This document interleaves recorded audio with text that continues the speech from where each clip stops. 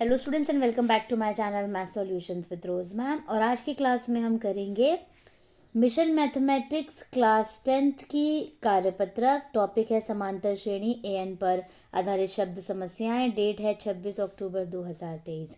तो चलिए स्टार्ट करते हैं बेटे हमारी आज की वीडियो। उससे पहले आप सभी से रिक्वेस्ट है, प्लीज़ चैनल को सब्सक्राइब कर लीजिए और बेल आइकन को प्रेस करना मत भूलिएगा। उदाहरण नंबर 1 है, घुटने के सर्जरी के बाद ट्रेनर ने रॉकी को पहले हफ्ते तक हर दिन 12 मिनट जॉगिंग करने का सुझाव दिया। उसके बाद प्रत्येक सप्ताह उन्होंने उस समय को प्रति सप्ताह 6 मिनट तक बढ़ाने का सुझाव दिया। 5वें सप्ताह में उसे प्रत्येक दिन कितने मिनट जॉगिंग के लिए जाना होगा। तो चलिए बेटा हम इस क्वेश्चन को व्हाइट बोर्ड पे सॉल्व करते हैं। तो बेटा अभी हमने एग्जाम्पल नंबर 1 रीड करा, अब हम उसके सॉल्यूशन को देखेंगे यहाँ पे। तो एग्जाम्पल नंबर 1 का सॉल्यूशन है, इसमें ए आपको 12 दे रखा है क्योंकि 12 मिनट्स में वो भाग रहा है। डी आपको 6 दे रखा है, ठीक है, क्योंकि हर हफ्ते 6 मिनट बढ़ाते जाने हैं। और ए एन आपको निकालना है, तो ए प्लस एन माइनस 1 डी, जिसमें जो 5th डे आपको बताना है, यानी A5 निकालना है। तो A5 जो है वो होता है आपका A प्लस 4D। तो ए हो गया आपका 12 प्लस 4 और डी हो गया आपका 6, ठीक है। तो 12 प्लस 6 फोर द 6 चौक 24 और इन दोनों को ऐड करा 36, यानी 5th वीक में उसको 36 मिनट्स दौड़ना है, ठीक है। तो ये हमारा एग्जाम्पल नंबर 1 का सॉल्यूशन फिनिश। अब हम एग्जाम्पल नंबर 2 रीड करते हैं। उदाहरण नंबर 1 के बाद बेटा हम उदाहरण नंबर 2 को पढ़ते हैं, फिर उसको हम व्हाइट बोर्ड पे सॉल्व करेंगे। एक त्रिभुज के कोण एपी में है, सबसे बड़ा कोण सबसे छोटे का दुगुना है। त्रिभुज के सभी कोण ज्ञात कीजिए। तो चलिए हम इस क्वेश्चन को, फिगर भी बनानी है, क्वेश्चन को हम व्हाइट बोर्ड पे सॉल्व करते हैं। अब आ जाते हैं बेटे सॉल्यूशन पे, एग्जाम्पल नंबर 2 के सॉल्यूशन पे आते हैं, ठीक है। इसमें आपको जैसे ट्राइंगल के 3 एंगल्स दे रखे हैं, ए प्लस डी हो गया और ए प्लस 2D हो गया, ठीक है। जब हम तीनों एंगल्स को ऐड करेंगे तो हमारा क्या बनना चाहिए, 180 बनना चाहिए। तीनों एंगल्स का जो सम होता है 180 होता है।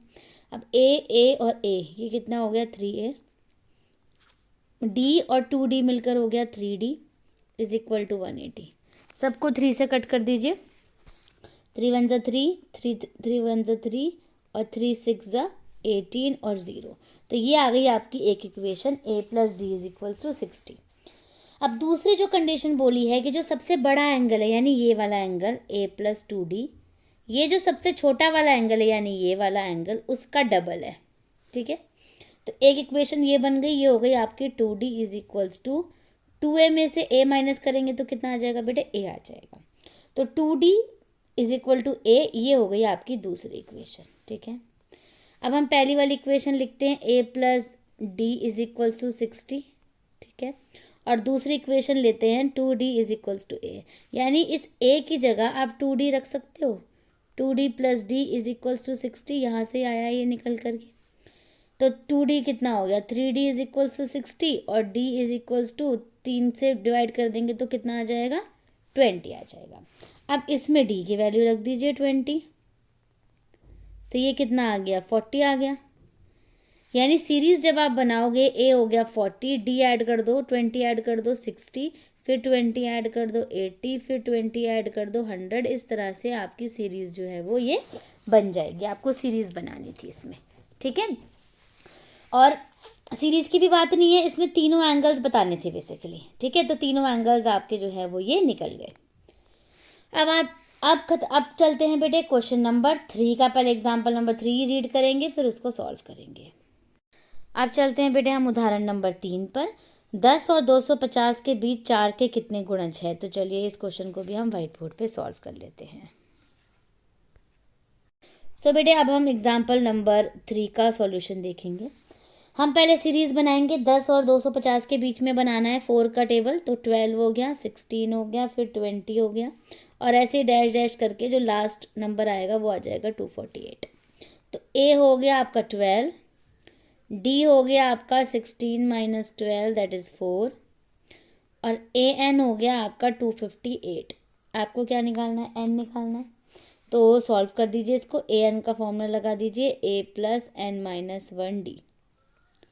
यहाँ आ गया 248 इज इक्वल्स टू a हो गया 12 प्लस n-1 नहीं पता आपको, d पता है आपको 4 है। फिर 248 की जगह 248 इज इक्वल्स टू 12 प्लस 4 को n से मल्टीप्लाई करो और 4 को 1 से, 4 1 सा 4। अब 12 और 4 कितने हो गए, 12 में से 4 गया 8, तो 248 माइनस 8 हो जाएगा इज इक्वल्स टू 4n। इसको माइनस कर दोगे तो ये हो जाएगा आपका 240 इज इक्वल्स टू 4n, और 240 अपॉन में 4 is equals to n, cut कर दो उसको, 60, यानी n की वैल्यू आपकी कितनी आ गई बेटे, 60 आ गई। तो इस तरह से हमारा एग्जाम्पल नंबर 3 भी कंप्लीट हो गया। So thank you students for watching the video को लाइक शेयर एंड चैनल को सब्सक्राइब करना मत भूलिएगा। फिर मिलेंगे बेटा नई वीडियो में नई वर्कशीट के साथ।